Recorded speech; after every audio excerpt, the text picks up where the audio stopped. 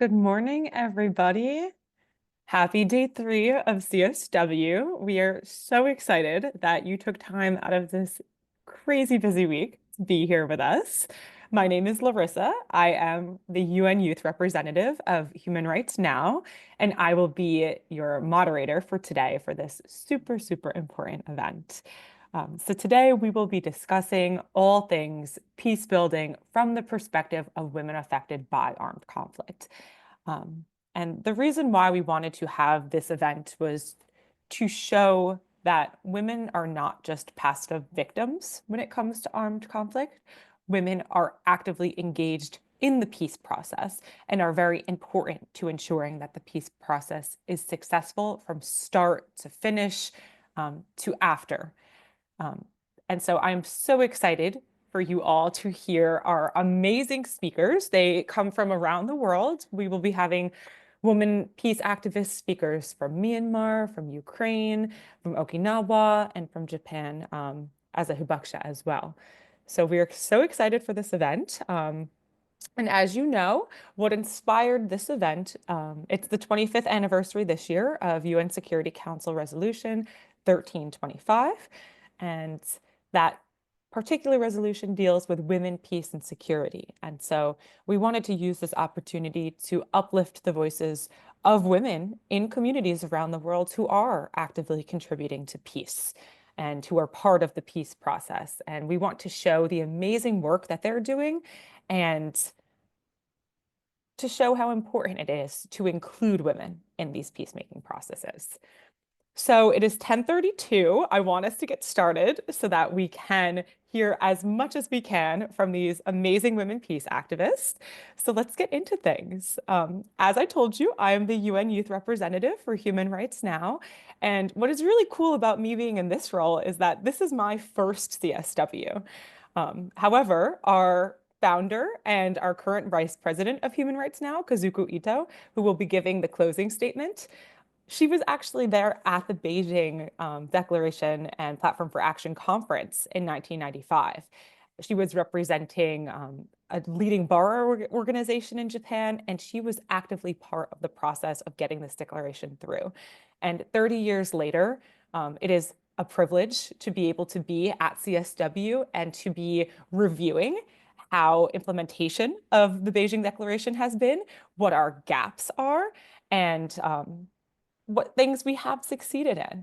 And so I think this really shows the importance of intergenerational activism when it comes to the feminist community and how, as young feminists, we need to be learning from older feminists who have done this work and who have been through it. And at the same time, feminists who do have experience need to be passing the baton to us and helping us take on the movement for the future. One thing I do want to point out is the situation in Japan. We want to really emphasize that violence does not only come in conflict, but it also comes within the home and in our communities. And so one thing that Human Rights Now focuses on a lot is gender-based violence, whether that's domestically in the household or in society. And Human Rights Now has done tons of advocacy on gender-based violence. Specifically, we were able to influence the revision of Japan's sex crimes penal code, which initially required women's resistance to prove that there was sexual violence. And on June 16, 2023, the definition was changed to more so center the concept of consent. It's not perfect. We still urge Japan to make it completely centered on anything that is non-consent as sexual violence. However, we applaud Japan for making this move, and we urge other member states to make similar policy changes. And lastly, before we get on to our speakers, I do just want to give a little bit of insight into what Human Rights Now has been doing at the UN since 2025 began. As the UN Youth Representative, we were able to participate in the 63rd Commission for Social Development, as well as the 3rd Preparatory Committee for the 4th International Conference on Financing for Development. That is a mouthful. But just to say, we have been actively engaged in social and financial development initiatives, and we were able to ask questions about the second World Summit on Social Development, which will be held in Qatar in November, and specifically questions about how civil society will be able to be engaged in this process. We were also able to ask the President of the General Assembly about UN Security Council reform, because that is something that we highly prioritize and we think is absolutely necessary in order for peace and security to be sustainable. And just last week, we participated in the Treaty on the Prohibition of Nuclear Weapons, third meeting of states parties, where we got to connect with many affected communities, including Hibakusha from Japan. And as the UN Youth Representative, of course, I've also been doing youth activities. So we've been collaborating with the Major Group for Children and Youth, going to tons of side events, and also meeting with diplomats from permanent missions to make sure that youth priorities are really heard. So now it is time to get into our amazing panel. We will first start off with hearing from a woman peace activist from Ukraine, then one from Myanmar, then one from Okinawa, and then a video message from Hibakusha. And if time permits, we will have a Q&A session before our closing remarks from Kazuko. So without further ado, let me introduce our first panelist. Our first panelist is Miss Sofia Karaoka. She was born in Kiev in Ukraine, and she has called Japan her home since arriving with family in 1993. As a board member of NPO Krayani, the Association of Friendship Japan-Ukraine, Sofia actively engages in initiatives aimed at fostering a deeper and more accurate understanding of Ukraine's current situation. Through her organization's initiatives, she's particularly engaged in the projects that provide crucial support, such as rehabilitation aid for the injured and sending essential medical supplies, including ambulances, to Ukraine. So I'm going to hand it over to Sofia to introduce herself even more and to tell us about the amazing work that she has been doing. Thank you so much for the introduction, Larissa. Let me just share my screen and jump right into it. Okay, so as Larissa mentioned, my name is Sofia, and I represent a Tokyo-based NPO whose main focus is to build bridges between Ukraine and Japan. And since Russia began its full-scale invasion of Ukraine, our focus has shifted to helping those who are currently in Ukraine, those who are especially vulnerable. And I'm really grateful for this opportunity to be able to speak and to discuss important topic like this one, to increase awareness on what's going on in Ukraine, how Russia's war on Ukraine has impacted especially women and children, and how we as a society can help those who are in special need. So before I jump into what's happening in Ukraine, I think it's always important to discuss the background of what's happening, why the situation in Ukraine is currently happening. So this year marks 11 years since Russia began its invasion of Ukraine. It started with annexation of Crimea and following with sending Russian troops to eastern regions of Ukraine. This Russian war has brought unimaginable suffering, torture, propaganda, and countless of war crimes during these 11 years. And when we discuss the context of this war, it's always important to understand that the relationship between these two countries. And this invasion, this occupation is not just 3 years, it's not 11 years since 2014, but it has been reoccurring for more than 100 years. And the relationship between these two countries is not a brotherly nation, as Russia likes to put it, but rather of that of an occupier and the occupied Ukraine. Only in the last 100 years, Ukraine has gained independence, has been invaded by Russia's predecessor, the Soviets. Our language, culture, people have all gone through destruction, through Russification process, banning of the language, banning of the culture, and it is still ongoing to this day. And we've experienced genocide through hunger, including my family as well, called Holodomor, in which 20% of the Ukrainian population vanished in just 1 year and a half. The Great Purge targeted intelligentsia, civilians who deemed to be a threat, and political oppression starting in the 60s and still continuing to this day in the occupied areas, forcing many people to flee their homes, and for those who are unlucky, simply vanished. And Ukrainians have fought through this occupation, fought for our independence, And we finally gained that independence, but only in just 30 years. The same system, same form of dictatorship, only slightly changing its form, reinvaded the country in 2014. And since 2014, it has been limited to the eastern part of Ukraine, but we have seen many violations of human rights, starting with 1.7 million civilians being forced to leave their homes. It's been reported that within the first weeks of annexation of Crimea, more than 5,000 people, predominantly Crimean Tatars, women, children, and elderly, were forced to leave the peninsula, leave their homes for the mainland Ukraine. And Russian militants were especially cruel towards civilians. And here we see just one example of that civilian, a woman named Irina Dovhan, who has been, according to her testimony, she was beaten, humiliated for 5 days, simply for showing pro-Ukrainian position. She was held in jail and then interrogated, after which she was handed over to mercenaries who subjected her to torture, shooting pistols next to her ears, and threatening to rape her. But the scale of this invasion was amplified on February 24, 2022. And Russia's full-scale invasion, indiscriminate attack on civilian infrastructure, hospitals, education system has left terrible path of destructions, and it's committed countless war crimes. There's torture, sexual violence, indiscriminate bombings of civilians, schools, hospital, residential areas, and it has repeatedly attacked energy infrastructure, especially aiming for the upcoming winter, making civilians' lives more insecure, which impacted Ukrainian population as a whole. And as we say, there isn't a single Ukrainian person who hasn't been affected by this war. Many of us has lost families, friends. Some of us had to leave their homes. Some of our homes were destroyed. And many of our childhood memories are continuously being destroyed with daily attacks on civilian infrastructure. Just looking at the numbers, 3.7 millions were forced to leave their homes within Ukraine. 6.9 million had to leave the country, and 12.7 are still in need of humanitarian assistance.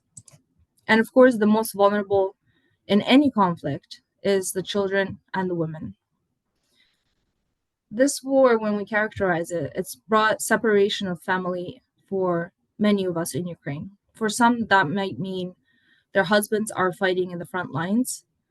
That might mean separation as a result of death, or worse, they're being held as prisoners of war in Russia. And as we know, those conditions are terrifying for all. For some, that may mean leaving the country to buy safety for their children while their husbands are unable to leave. So whatever the case might be, women are substituting men in the workforce.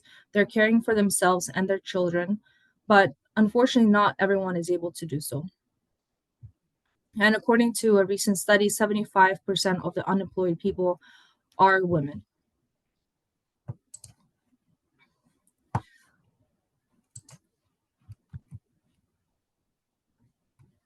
Just in the last 2 years, we've seen 4,000.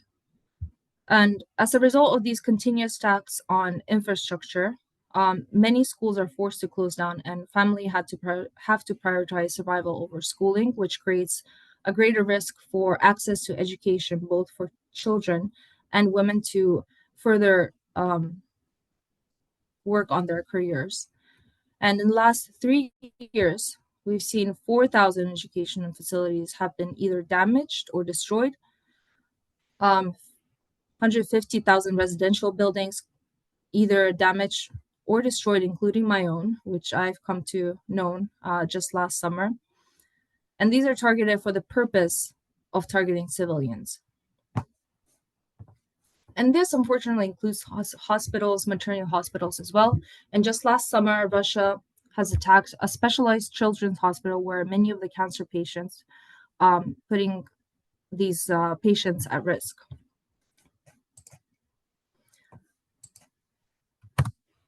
So these are just the numbers. And through this, of course, the damage is not just to infrastructure, but also on the lives of many in Ukraine.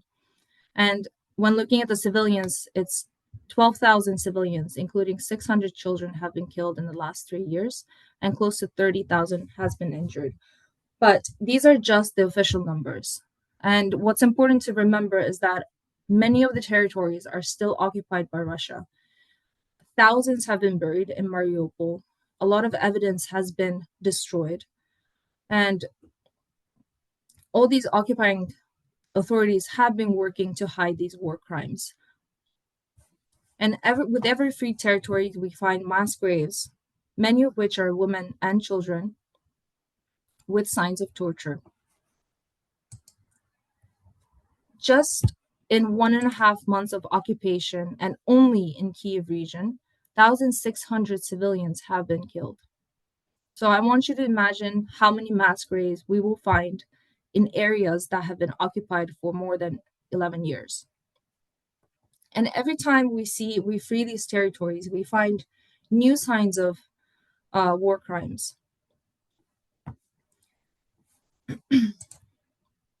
And because Ukraine is able to free these territories, we're able to find these evidences. We're able to find the testimonies of these survivals. And we now know what it means to live under Russian occupation. And we've seen evidences of use of torture and killings of civilians. There's countless of filtration camps, torture chambers, some of which are especially designed for children. And for women, that means using sexual violence and rape, systematic use of rape to not only threaten, but to control.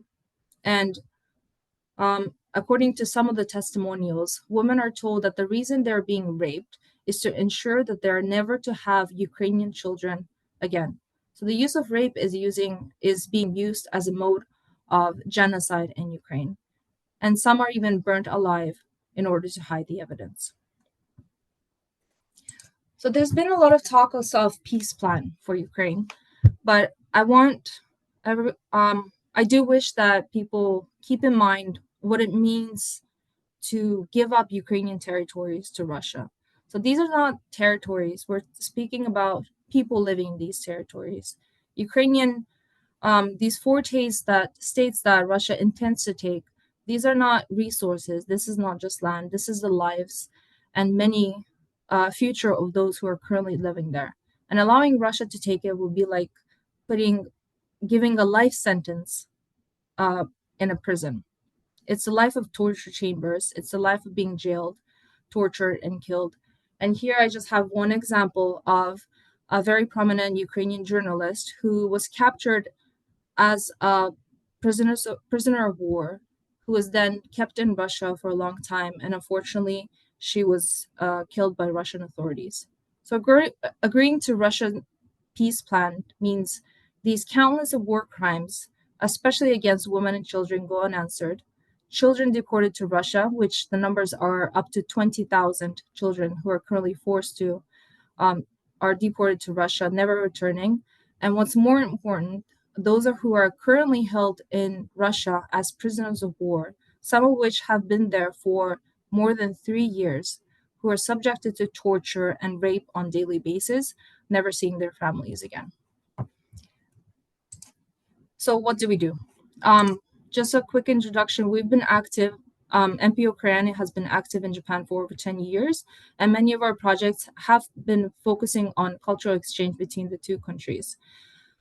But our focus has shifted in 2014 and then 2022 to focus helping Ukrainians, especially those who are living in occupied areas or those who have survived the occupation, who are in need of our help the most. So we send medical supplies, warmers, general vehicles that help internal evacuation within Ukraine, and ambulances that act as a hospital, especially because so many hospitals have been targeted by bombing.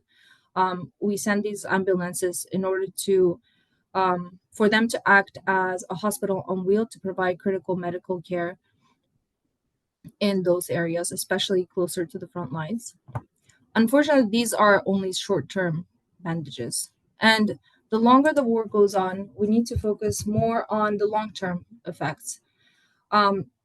We don't have time to wait. The longer we wait, the less chances of Ukrainian civilians having their chance at a normal life. So it's vital for us to support women and children, any kind of civilians, to make their own living, to get education, and to be able to stand on their feet. So we fix the schools, we rebuild libraries, we fix the residences that have been destroyed to provide safety. But not only that, what's critical for us especially is to provide education for children. Given the current situation, the schools in Ukraine are not able to operate in person unless they have bomb shelters that are able to provide safety, which means unavailability of it allows kids to go only through online education. What this means is, with COVID, with the long war, for some kids, that means almost 5 years of online learning. For those who are in first grade, would mean they're in fifth grade. And you can only imagine what kind of loss of education, loss of chances that is. So shelters mean access to education. And for mothers, that means they are able to go back to the workforce to provide for their families as well. And it's also important to support those escaping the occupation. And this is just one example of a temporary shelter we have in Zaporizhia region, just a few kilometers away from the front lines, which provide temporary shelters to allow anyone to reorganize, stand on their feet, and find for a more permanent solution. And in this shelter, of course, we provide educational programs, psychological rehabilitation that helps anyone gain independence and stand on their feet. But the war is still going. Women and children are still under occupation, imprisoned, or deported to Russia. 20,000 children are still in Russia, deported. Some are put into adoption despite having living parents and relatives in Ukraine. And at any point in time, any of the territories that have been freed by Ukraine, that were able to gain freedom, can be reoccupied. And we will see even more human rights violation that we saw, that I spoke of earlier. So just to close off my presentation, I want to leave you with just these 3 points. One is, all of these human rights violations are committed not by a country, but by individuals. And these individuals need to be prosecuted. And any kind of armed conflict does not give an excuse. It does not excuse any individuals from committing genocide. Every single Russian person is responsible in these war crimes. And Russian actions undermines international law. And if we let these slides, if we discuss these peace plans, it it undermines these war crimes that have been committed. And so for us, it is especially vital to put continued pressure on all of Russian institutions, and not a single institution can be excused. And finally, when we discuss these kind of human rights violations, we share our concerns, we discuss, we cry, but we need tangible results. And to protect human rights, the rights of women, to discuss any kinds of peace plan, we also need to ensure that those who are responsible are held accountable. And I think, especially on the topic of Ukraine, those are the most important topic to discuss in any kind of peace negotiation. Thank you. Thank you, Sophia. I think this is a very relevant discussion right now, given that we have so many countries trying to decide what Ukraine's future should look like without involving Ukraine, and specifically Ukrainian women, in the conversation. We all agree we want peace. We don't want conflict, but you can't just make decisions for a country and for a group of people and for women without including their voice in it. That's not true peace. True peace comes when voices like yours are included in the peace plans. So thank you so much for that presentation. And everyone, if you have any questions, please put them in the Q&A. We would love to have some time to answer some of these questions. For now, we will be moving on to our next speaker from Myanmar. We'll be introducing Ms. Na Sir. Ms. Na Sir is the former Secretary General and the current political initiative and advocacy delegate of the Women's League of Burma. She also serves as a member advocacy director of her mother organization, the Karen Women's Organization. And further, Ms. Na Sir was a regional council member of the Asia Pacific Women, Law, and Development in 2020 to 2023. She's on the advisory board as well for the Urgent Action Fund Asia Pacific. So take the floor, Nar. Yeah. First, thank you so much to the Human Rights Now invite me again next day. I think maybe we met some of the last year, but this year also get another chance to meet. Thank you so much. Before I go to presentation, I would like to share you with a short video clip regard on the conflict, the impact of the women in the conflict, especially conflict-related sexual violence that targeted as used as a weapon. So I want to show first and then go to the presentation.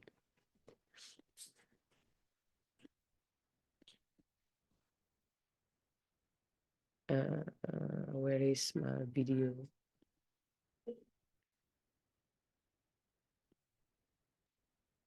I don't know why I cannot click. Oh, okay, it's work. Perfect. It started sharing. You see, right? Yes. Okay.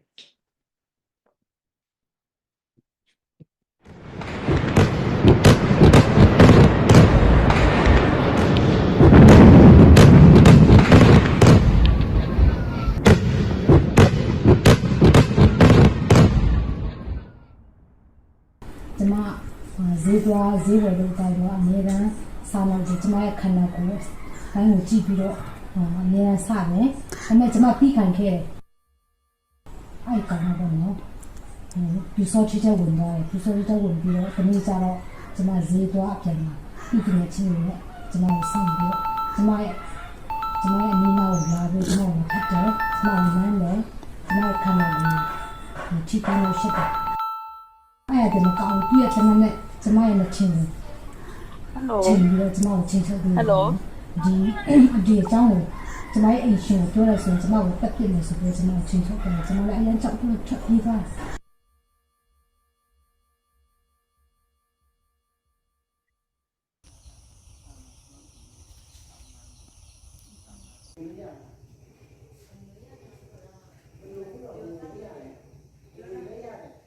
ကျမတို့ဒီမြန်မာနိုင်ငံကိုကြည့်မယ်ဆိုလို့ရှိရင်ဒါကအကုန်လုံးသိတဲ့အတိုင်းပေါ့နော်ဒါပြည်တွင်းစစ်ဖြစ်လာတာဆိုလို့ရှိရင်ဒါနှစ်ပေါင်း80ကျော်ကြာလာပြီဖြစ်တယ်အဲ့မှာဆိုလို့ရှိရင်သူတစ်ဖက်ဒီအမျိုးသမီးတွေမိန်းကလေးငယ်တွေကဒီတို့ရဲ့ငင်းချမ်းရေးလုံခြုံရေးကိစ္စတွေကတကယ်ကိုချိန်ချောက်ခတ်နေရတဲ့အနေအထားဖြစ်တယ်ပေါ့နော်အထူးသဖြင့်ဒီပြည်တွင်းစစ်နဲ့ဆက်နွယ်တဲ့လိမ်ပိုင်းဆိုင်ရာပြည်ပခါတွေဆိုလို့ရှိရင်ကြကြပြန့်ပြန့်မြန်မာနိုင်ငံမှာဖြစ်နေတာတွေရှိတယ်ပြီးလို့ရှိရင်တော့အထူးသဖြင့်ဒီနှစ်ပေါင်း80ကိုကျမတို့ပြန်လန်ကြည့်တဲ့အခါမှာဆိုလို့ရှိရင်အမျိုးသမီးတွေကတကယ်ကိုလုံလောက်တဲ့ဒီကိုစားပြုမှုတွေမရှိနေဘူးပေါ့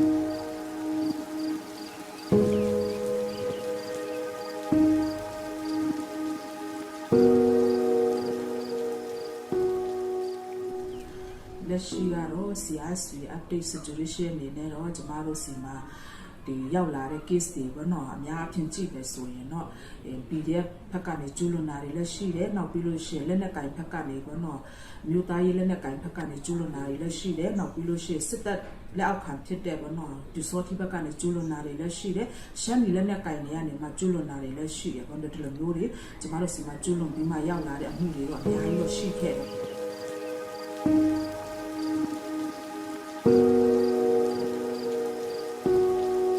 ဖက်မှာဆိုလို့ရှိရင်အခုဒီ USAID fund ကနေဖြတ်တောင်းလိုက်တဲ့ရက်90 fund ကိစ္စဆိုလို့ရှိရင်ကျမတို့ KNW အနေနဲ့လည်းဒါတော်တော်များများအမျိုးသမီးတွေအတွက်ကျူတေကာကွယ်တဲ့အစီအမံတွေတုံ့ပြန်ဆောင်ရွက်ရမယ့်အစီအမံတွေကလည်းအများထိခိုက်မှုတွေရှိလာတယ် က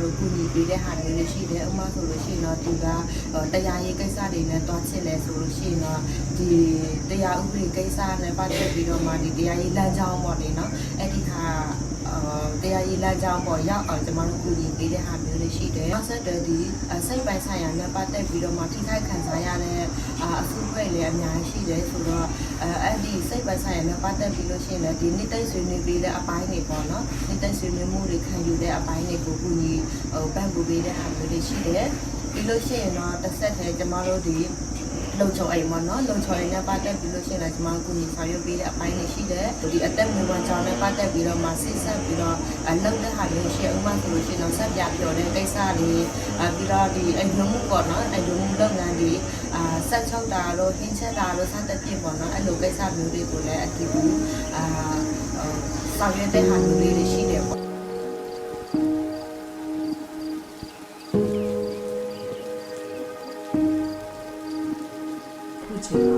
နှစ်ဖက်မိနိုင်ပြေဆုံးတာလေတော့ဒီတရားရေးဆိုင်ရာလိုက်ပါမှုတွေဆောင်ရွက်တာတွေမလုပ်တော့ဘူးဆိုတော့ဒီကျမတို့စစ်ဖောက်အနေနဲ့ကျမတို့ဒီအဖွဲ့အစည်းအနေနဲ့ဘာတွေကြုံတွေ့ရလဲဆိုဒီလိုတက်ကနေကျူးလွန်တာပဲနေနေနောက်ပြီးလက်နက်ကင် PDF တွေဘက်ကနေကျူးလွန်တာပဲနေနေပေါ့နော်ဒီလက်နက်ကင်တွေဘက်ကကျူးလွန်တဲ့အမှုမှန်သမျှတွေကိုကျမတို့ကနောက်ဆက်တွဲတွေလိုက်ပါဆောင်ရွက်ဖို့တော်တော်ခက်ခဲတယ်နောက်ပြီးလို့ရှိရင်ဝန်ထမ်းတွေအနေနဲ့လည်းချင်းချောက်မှုပေါ့နော်ဒီလိုပေါ်တင်ကြီးချင်းချောက်လိုမျိုးချင်းချောက်ခံရတာမဟုတ်ဘဲနဲ့ဖုံးနဲ့ပေါ့နော်ကျမတို့ဖုံးဆက်ပြီးမှနင်းတို့ဒီအမှုတွေဒီလိုလုပ်နေတာလားဆိုမှအဲ့လိုမျိုးချင်းချောက်ခံရတဲ့ဟာတွေတော့ဒီဝန်ထမ်းတွေအနေနဲ့ပေါ့နော်ကြုံတွေ့ရတဲ့အတွက်ကြောင့်မလို့ဝန်ထမ်းတွေရဲ့လုံခြုံရေးလည်းကျမတို့တအားစိတ်ပူတယ်နောက်ပြီးလို့ရှိရင်ဒီcase ပေါ့နော်ဒီ survivor တွေကဒီ case ကိုပိတ်သိမ်းပြီးမှသူတို့ရဲ့နေ့ရက်မှာပြန်လည်ပြီးမှနေထိုင်ဖို့အတွက်လည်းဒါသူတို့တော့ကလုံခြုံမှုမရှိဘူး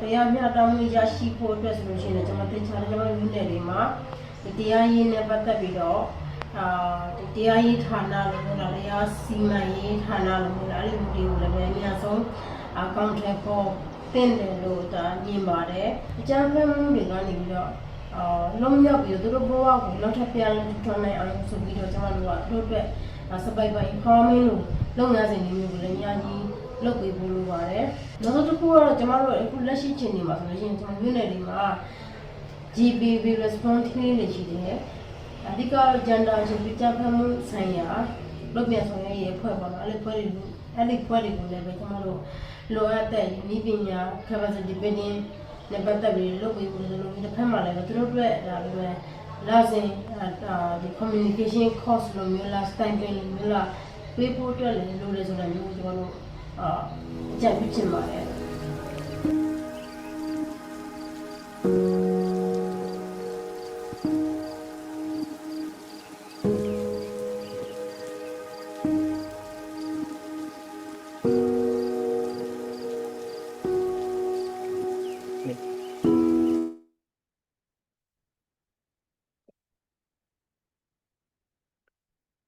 Thank you so much for the video. So I will share briefly of the PowerPoint presentation.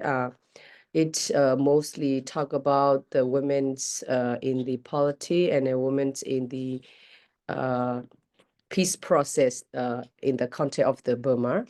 So we have been 7 decades of the civil war, and that still going on, and that you may heard a lot of about the impact of the Burma, especially women's and children.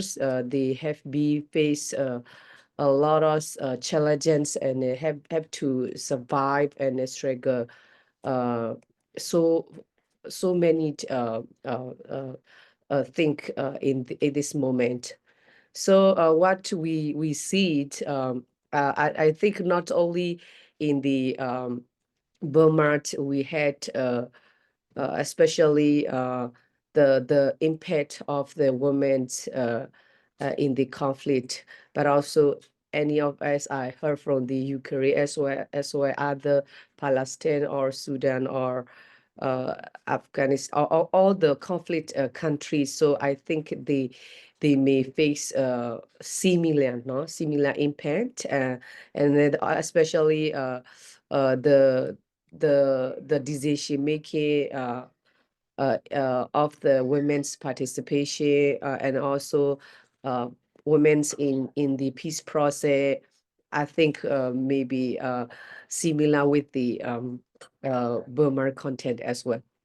So what we see the under the understanding and especially the genderization of the conflict. So we see men create the war and political violation, and also in Burma we had very huge influence of the patriarchy systems, and the system also even going on, and even a difficulty or even in the very challenging period. So we feel a double and a triple of the operation by the men and dominant groups, and it uses practice the patriarchy systems. So we have seen patriarchy, noble of the masculinity in the social sector are driving the violence and the conflict.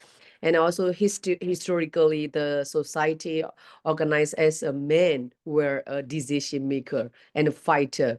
And they also sacrifice for their people for the revolution. And then also women and girls are mostly victor and is in the civil war and the conflict.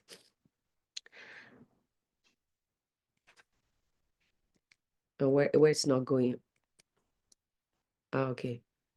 And that's another is when the women's in the country, they are the most population. They are more than half of the population, but they were targeting women to compete with the other side, taking women hostage. Women are suffer from the direct violation during the conflict and the impact of the conflict, as well as the illness, infection, disease, and many difficulty. And also the insecure conditions include access to clear water and health service. All those things women has been suffered and basics of these. And that in Burma, we have decades of the women civil war and the military route, gender inequality in order to build sustainable peace, gender inequality lead to the conflict, and also violence and insecure in society.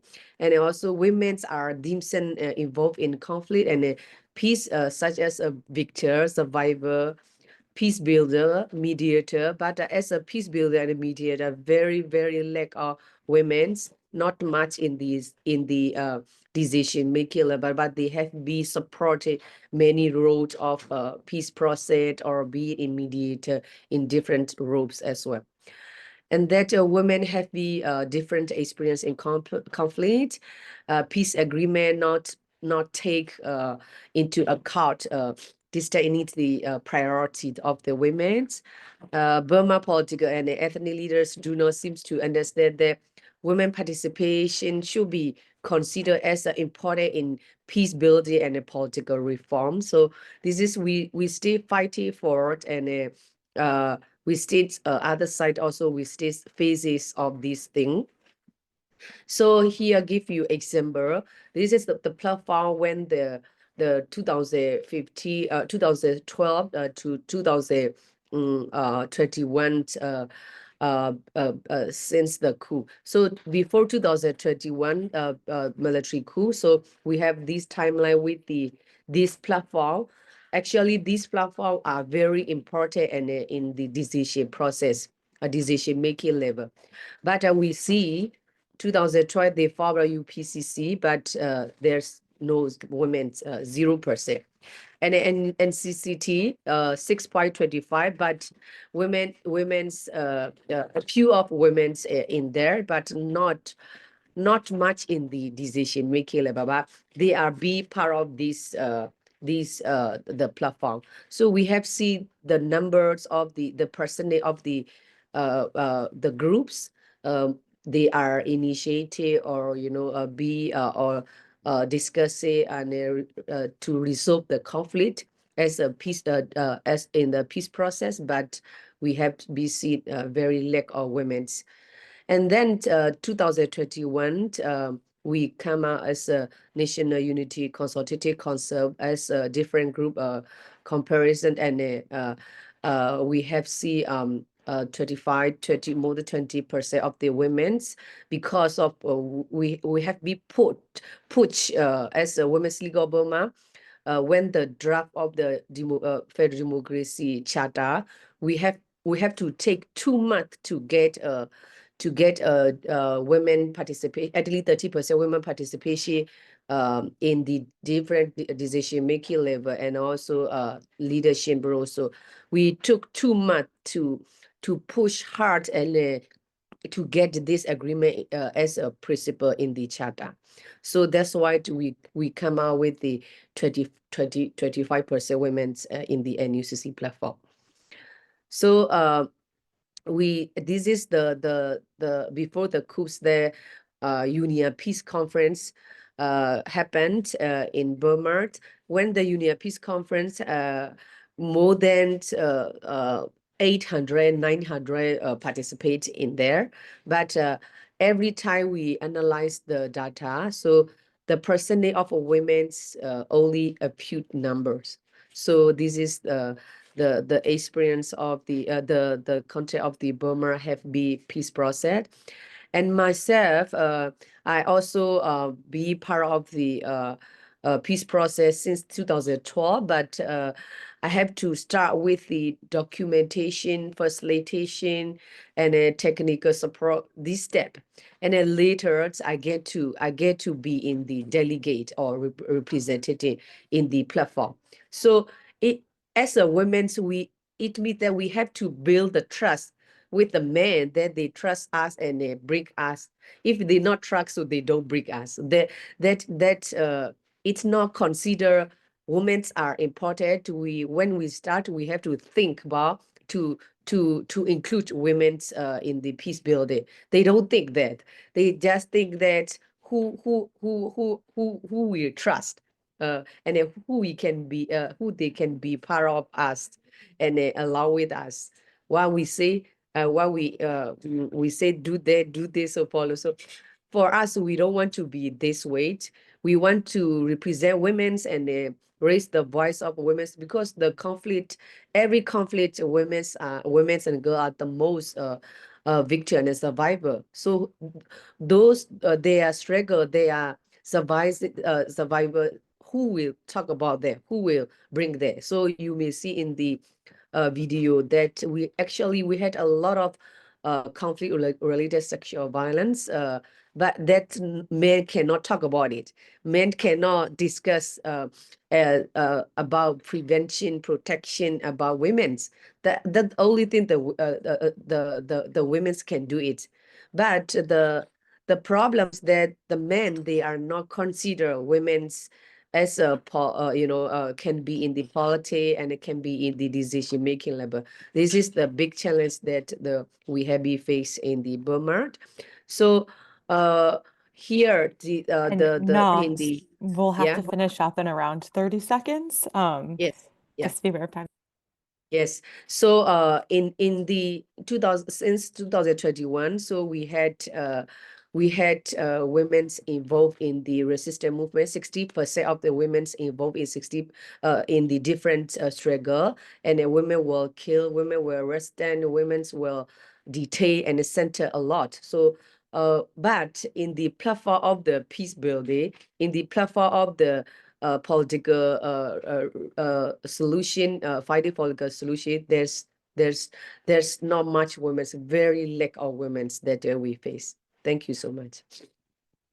Thank you so much for this presentation. I think when you put the data, you can really see that when women are not involved in the peace process, peace is not sustainable. You need to involve everybody in the community, especially women who are the backbones of many of these communities in this peace process if you really want to see peace. That's the first time I saw that data. So thank you so much for making us all aware of that. Really, really great presentation. We will now be moving on to our next speaker, Ms. Sarane Sakihama. She was born in Okinawa. She's enrolled in the Department of Law at Keio University, and she has participated in the Ministry of Foreign Affairs Tofu Project in 2021 and 2022, and she visited the US in 2023. She spoke with Governor Tamaki at the Talk Caravan organized by the Okinawa Prefecture in January and November 2024, and she has delivered a speech at the Okinawa Prefecture People's Convention held in December 2024 to protest against the assault of a young girl by a US soldier, calling for the prevention of recurrence of sex crimes committed by US military personnel. On social media, she has also been actively disseminating information about the damage caused by the Battle of Okinawa during World War II, US military base issues, as well as elections. So the floor is yours now. Thank you so much. So let me share my PowerPoint first. Okay.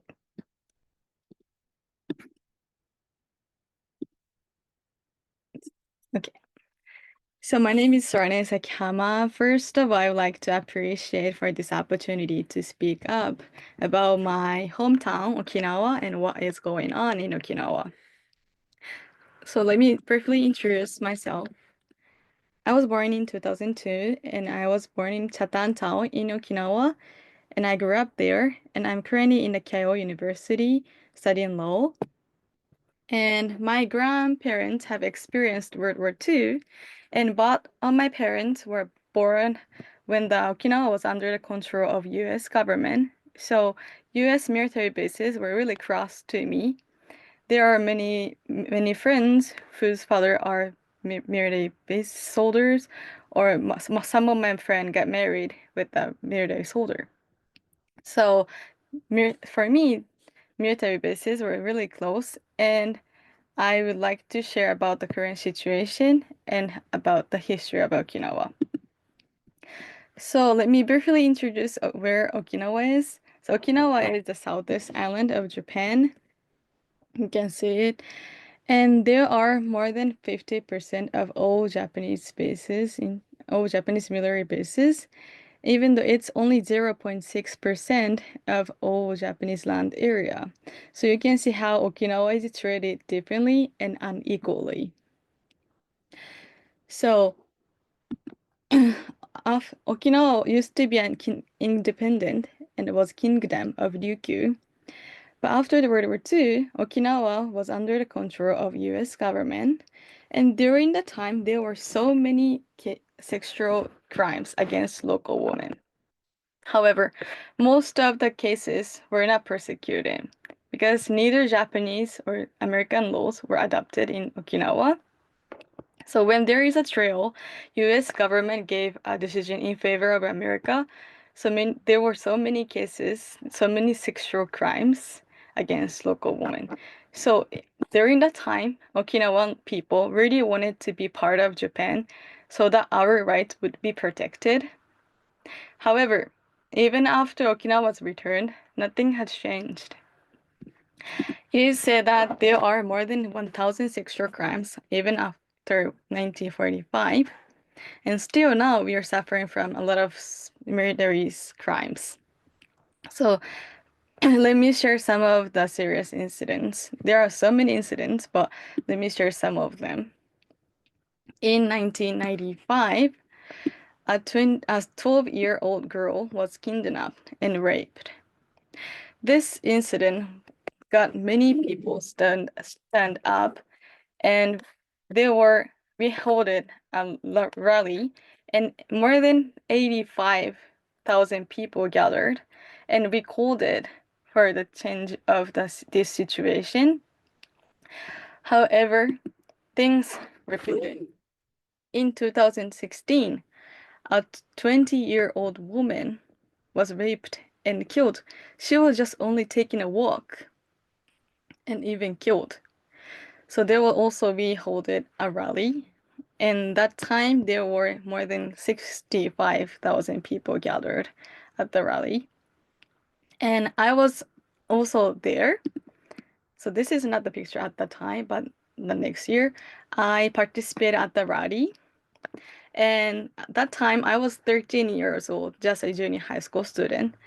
But however, I do remember people were saying that we won't repeat it again. We fight for our children and grandchildren.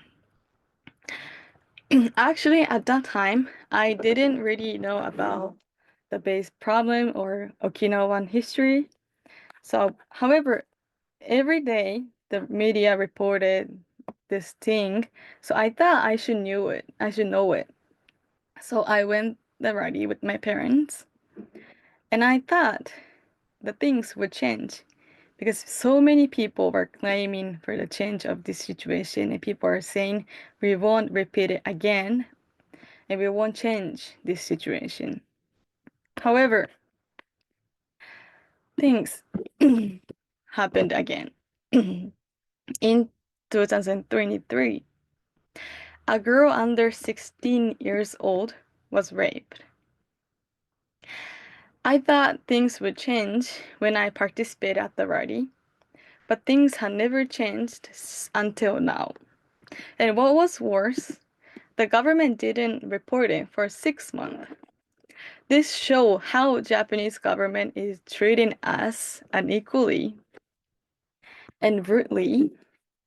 So there was already December 22 last year, and I spoke up as a young woman from Okinawa, and I spoke remembering my participants at the rally.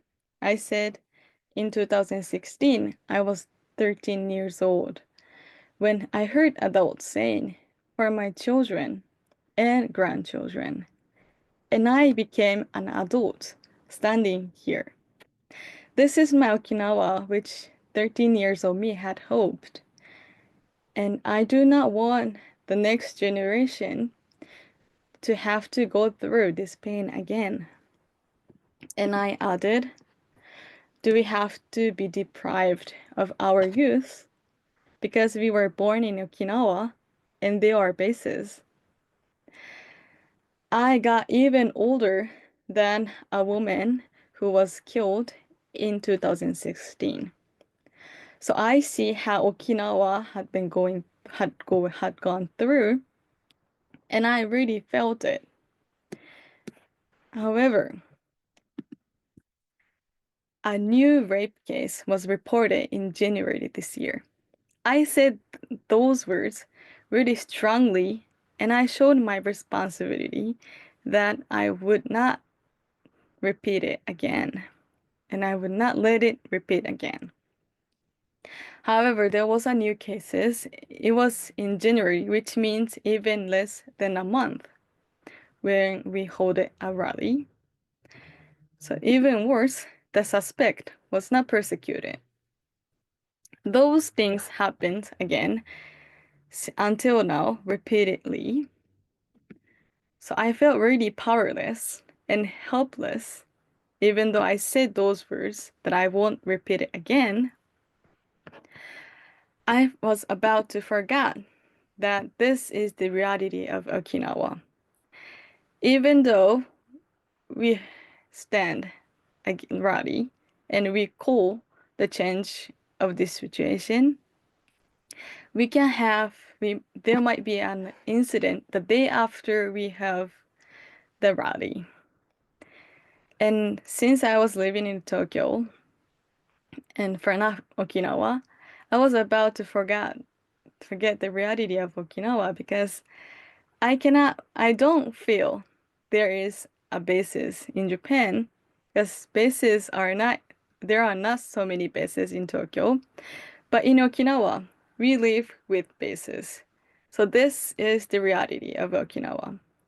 So I felt really sad and helpless because of repeating again, but I knew that I had to do something. So I organized a silent standing at Shinjuku Station, and there were more than 30 or 40 participants standing together. This is only for silent standing, so the main purpose was to share our feeling about the Okinawa and about the feeling the victims. And I was able to speak a lot of participants, and I was really glad that there are so many people standing up about Okinawa, even in Tokyo. So back to the problem. So there are so many problems in Okinawa, but one of the problem is the agreement between Japan and US called SOFA, US-Japan Status of Force Agreement, Article 17. It says that the custody of an accused member of United States armed force or civilian component over whom Japan is to exercise jurisdiction shall, if he is in the hand of United States, remain with the United States until he is charged by Japan. It seems really complicated, but which means that if the suspect is in the hand of US, we cannot investigate, or it make it hard to investigate. And even there were even the cases that which the suspect escaped to US during the trial. So this can happen unless we don't change this agreement. But it hasn't changed since it was created in 1960.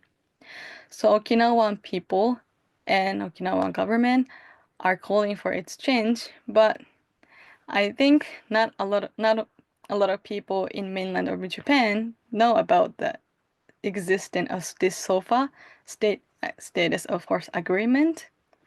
And I don't really hear about the voices of calling for the change of this agreement.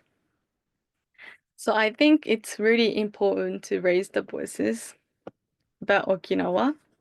So nothing has changed since 1945. We have ended the war 80 years ago. However, we haven't changed. We are still suffering. My grandparents experienced the war, and they have experienced a really serious situation, as I explained, but still now I am experiencing this sad situation right now. So what can we do? There are so many things we can do. So first of all, I would like to share about the recognizing the privilege. So this seems really a bit strong, but I would like Japanese people to recognize the privilege. So actually, the point is, why are there so many military bases in Okinawa? There are 47 prefectures in Japan, but why in Okinawa? So back to the history, as I explained, Okinawa used to be a kingdom of Ryukyu, and it was independent. But Japan occupied the Ryukyu kingdom, and Okinawa became a part of Japan. Even during the war, Okinawa, there was really heavy battle in Okinawa, and 1 in 4 local people died during the war. And after the war, Okinawa was under the control of the US, and now there are so many bases. But before Okinawa, there weren't so many bases in Okinawa actually. There were more bases in mainland of Japan, but there were so many protests against the bases in mainland. And the government moved those bases to Okinawa. So you can see that Okinawa is treated like a colony. So Okinawa needs to be decolonized. So if there were no military bases, there would be no victims. are calling for 80 years after the World War II. But as I said, nothing has changed. So I would like especially the people in Japan to know how Okinawa is treated and how the situation is, and about also the history. So the next thing we can do is changing the sofa. As I explained, the problems of a sofa, that was not only about this problem of sofa, there are more articles which are really unequal.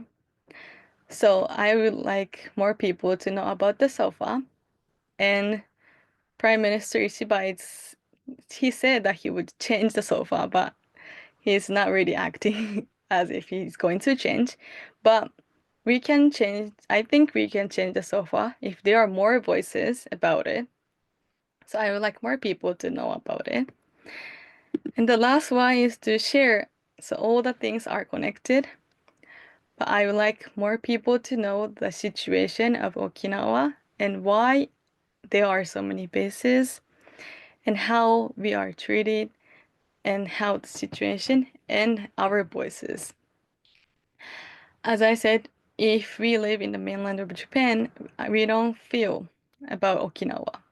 But if we live in Okinawa, there are so many bases, and I lived near the bases, so there were so many crimes happened, and they were so noisy, and classes stopped because of the noise. Those things are normal if we live in Okinawa. So I would like to know and share your friend or family, anyone about Okinawa. And the most important thing is to raise the voices in not only Okinawa, but also mainland and from all over the world. So I do really believe this phrase from Martin Luther King. The ultimate tragedy is not the oppression and cruelty by the bad people, but the silence over that by the good people. So silence is making us living the same thing and repeating the same thing again. So I would like to get more attention from the listeners today also, and I want more people to know about Okinawa too. So thank you so much for this opportunity to share my experience and what's going on in Okinawa. This is the picture of me in Henoko, where there is construction of new bases. But this, you can see that this is a really beautiful ocean, and this is being constructed as a new basis. So if you visit Okinawa, I wish you also visit those places again. And thank you so much for listening and this opportunity too. Thank you so much. Thank you, Sarane. I think this was so important to bring up because we had two conversations about women in active conflict zones, but you just showed us too that even in post-conflict zones, women are not living under complete peace. You cannot have peace when you are constantly exposed to gender-based violence and the threat of sexual assault. And so kudos to the work that you're doing, especially as young feminist activists. I hope, being myself from the US and you from Japan, I hope we can continue to work on this issue so that we can live in a safer world for, like you said, our children and our grandchildren. So thank you for that. I'd like to introduce our last panelist, which will be a video message from Miss Toshiko Tanaka. She is an A-bomb survivor living in Higashi Ward, Hiroshima, and she is also known as a wall closinal enamel artist. On August 6, 1945, at the age of 6 years old, she was exposed to the atomic bombing in Hiroshima City, approximately 2.3 kilometers from the hypocenter. She suffered burns on her right arm, head, and neck, and also suffered health problems due to the effects of radiation. Since then, she has overcome post-war difficulties and continues to appeal for the abolition of nuclear weapons. So I will let the video message play now.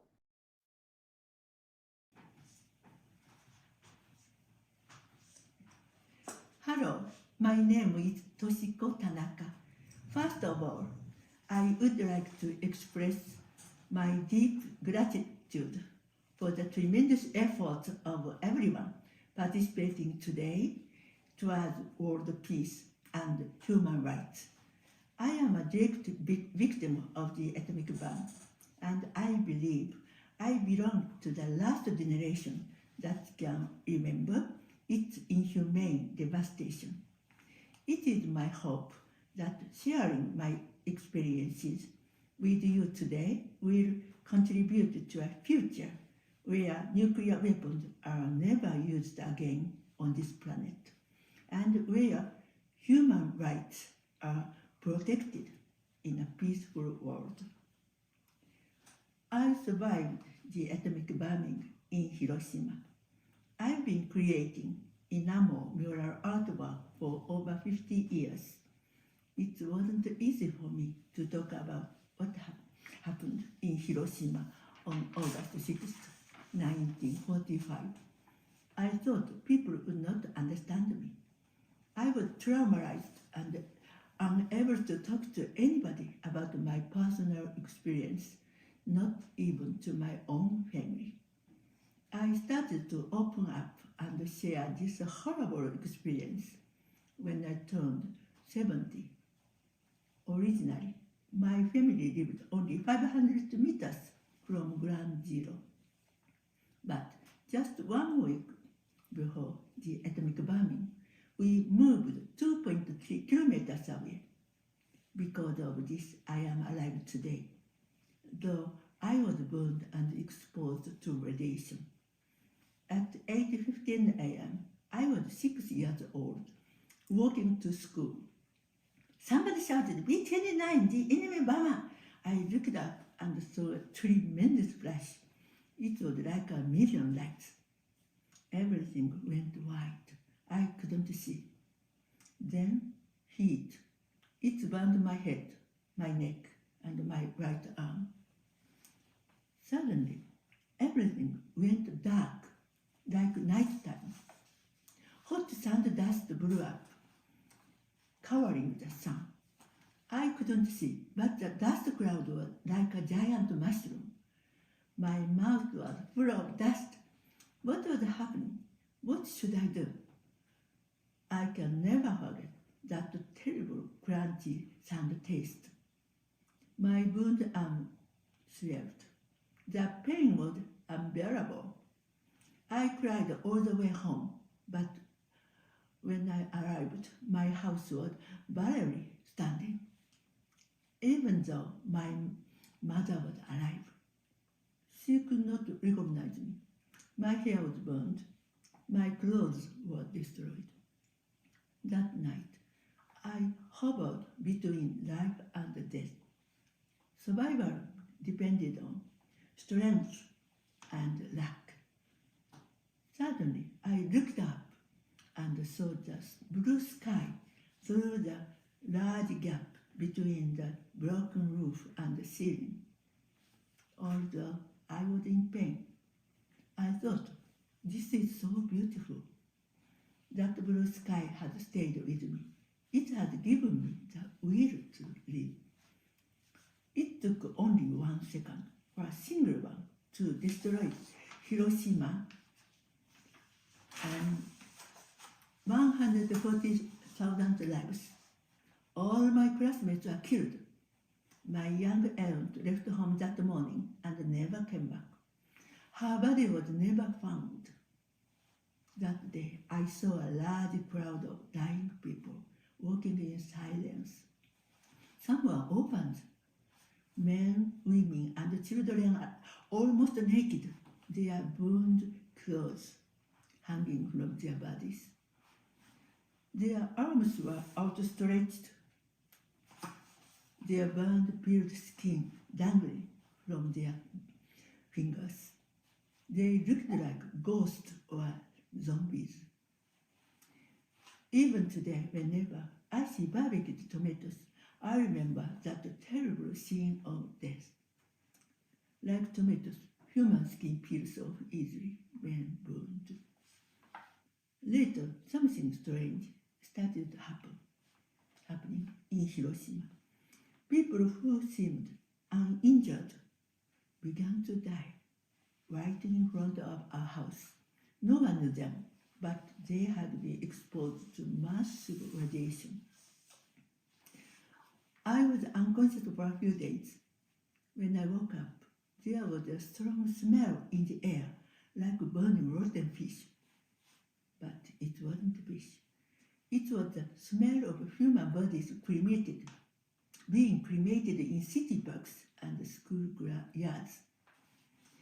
Even though our family had nothing, my mother sheltered many people in our house.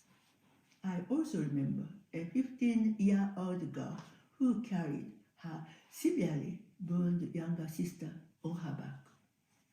The 15-year-old sister didn't appear to have any burns. However, we later found that the burned younger girl survived, but the older girl did not. She had been exposed to massive radiation. In those days, Hiroshima's rivers and streets were covered with bodies. Even 12 young American prisoners of war dead, killed by the bomb dropped by their own country. As time passed, my wound faded, but the radiation damage and emotional scars remained. Do you know the famous story of Sadako and her paper cranes? Sadako was 4 years younger than me, and we went to the same school. She survived the atomic bomb at 2 years old, but died of leukemia at age 12. There were many other children like Sadako. At 12, my white blood cell count became abnormal. I suffered constant fever and fatigue, and sometimes fainted. Because of radiation, I was physically weak and lived a dark and lonely youth. In those days, Hibakusha women struggled to marry because people feared their babies would have birth defects. I was fortunate to marry, but when our first child was born, my husband carefully counted her fingers and toes. Then I realized he had been afraid. Not just my husband, but all parents in those days feared the unknown effects of radiation. Nobody on this planet should suffer this tragedy. Today, wars continue around the world, and women and children suffer the most. In Hiroshima, after the bomb, it was women, mothers, grandmothers, and sisters who cared for the wounded, rebuilt families, and held communities together. The Women, Peace and Security Agenda recognizes women's vital role in peace building and recovery. Still, women and girls suffer the most in wars and nuclear disasters. Radiation exposure poses higher risks for women, leading to cancer, birth defects, and reproductive health issues. That is why women must be at the table for peace negotiations and nuclear disarmament. We must ensure nuclear states, including Japan, support the Treaty on the Prohibition of Nuclear Weapons. Together, we can create a future where no woman, no child, no human being suffers from nuclear weapons again. A nuclear-free world is possible if we act now. Thank you. What an amazing video message from Ms. Tanaka. I think it is so important as peace activists that we listen to those who have been most infected, including Hibakusha, who are arguing for a world without nuclear weapons because they see what it can do and the disproportionate effects it has on women in our reproductive systems. So to close off, we will be 5 minutes late, but I do want to introduce Kazuko Ito to give our closing remarks. She is the founder and vice president of Human Rights Now, and she has been practicing law in Japan since 1994. Kazuko?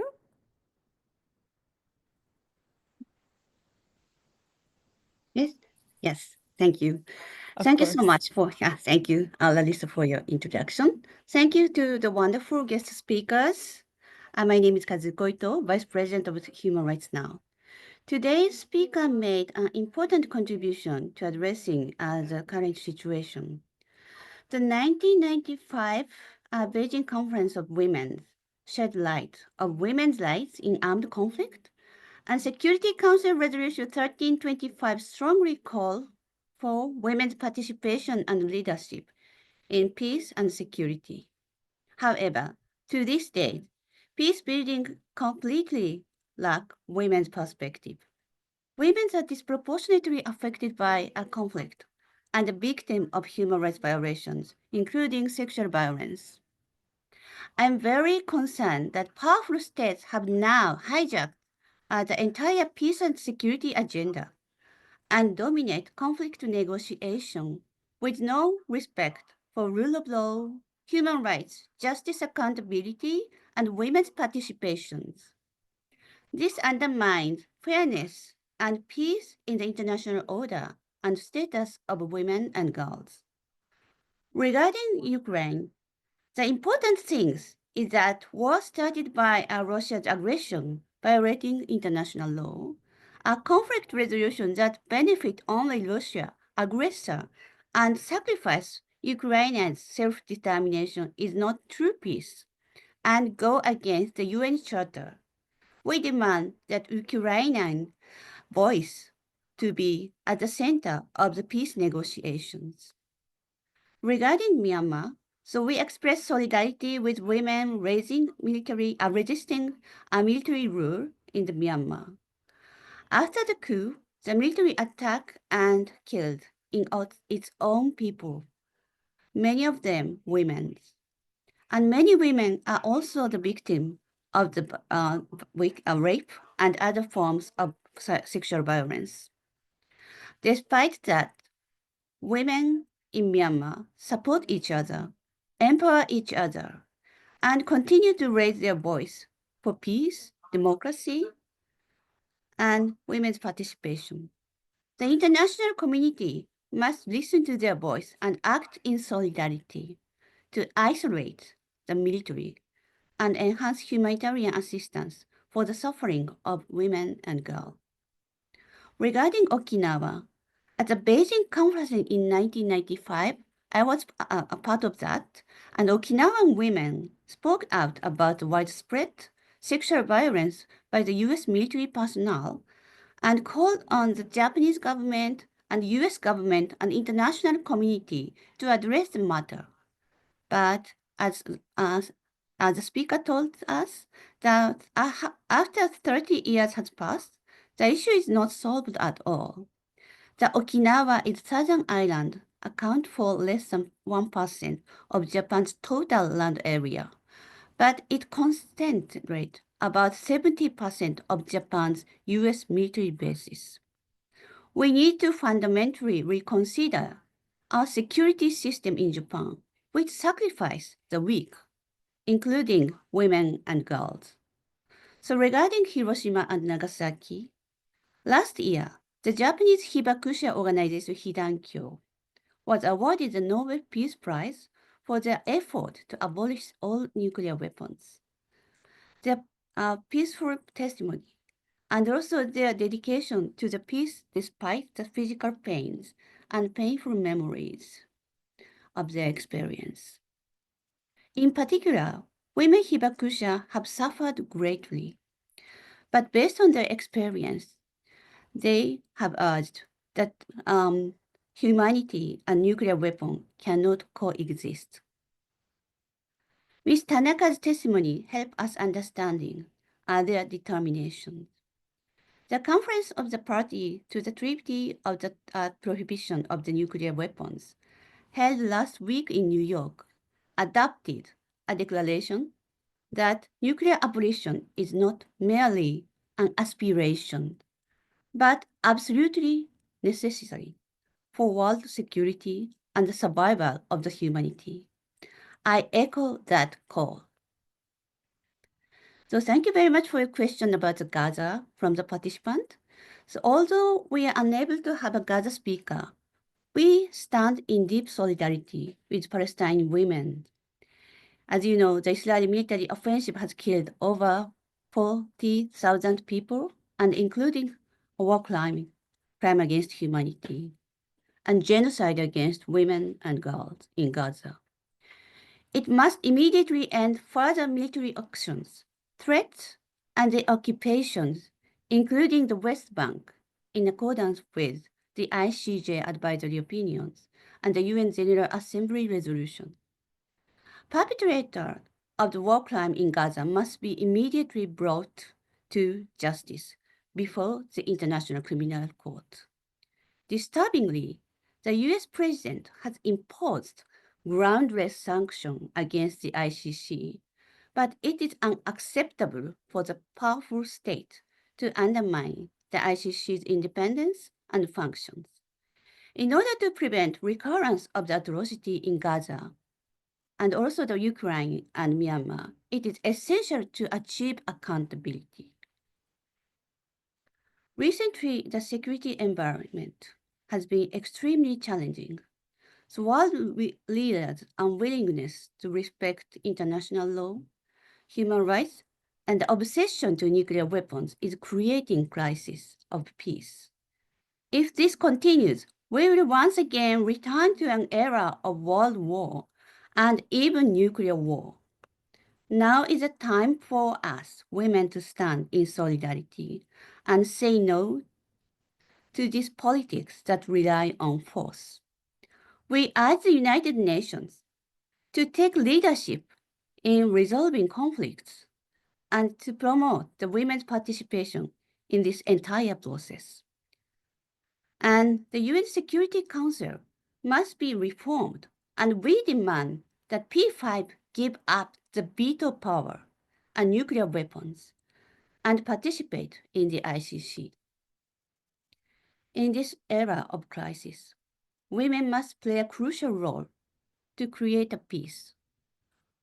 Today we listen to the voice of women on the ground, and now we must act to support women in conflict area, support all effort for accountability, and strongly demand women's participation for inclusive and sustainable peace. Thank you all for joining and future action. Thank you, Kuzuko, for that ending.